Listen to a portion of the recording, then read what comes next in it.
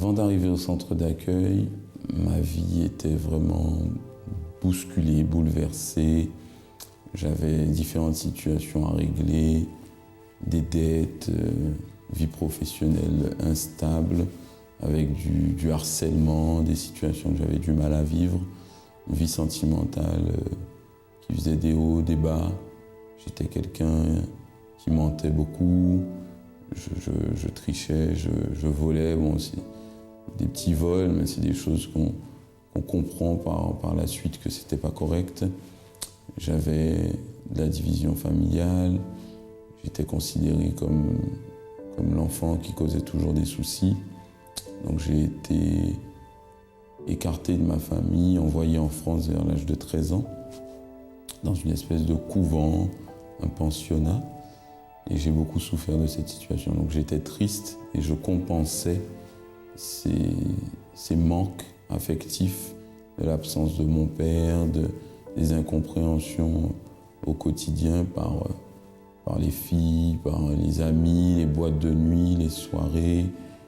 Et je m'inventais un petit peu une réalité qui me permettait, à mon sens, de vivre un peu mieux. J'ai été invité par un cousin qui m'a dit « il faut que tu viennes là-bas parce que vraiment, ce que tu vas entendre, ça va tout bousculer par rapport à ce qu'on nous a appris ».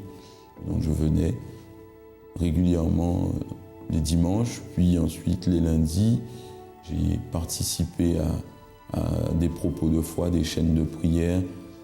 Aujourd'hui, je suis un homme complètement transformé, délivré, heureux, en paix. Un homme rempli de la présence de Dieu, prospère. Dieu m'a tout donné, en multiplié. On a toujours des luttes à affronter, puisque la vie d'un chrétien, c'est pas une vie sans lutte, mais avec le Seigneur, on a la force de tout affronter, tout surpasser. On peut tout conquérir. Les limites, c'est nous seuls qui nous les fixons. Dieu a rétabli ma vie sentimentale, ma vie financière, ma vie familiale. Dieu m'a donné des voitures de luxe, Dieu m'a donné maison, foyer, entreprise, bonheur et surtout, par-dessus tout, le Saint-Esprit, le salut pour mon âme. Et je travaille à garder ce salut, cette paix toujours à chaque instant dans ma vie, par ma communion avec lui, par ma fidélité dans mes dîmes, mes offrandes, mes propos, mes promesses et l'intégrité au quotidien dans ma vie.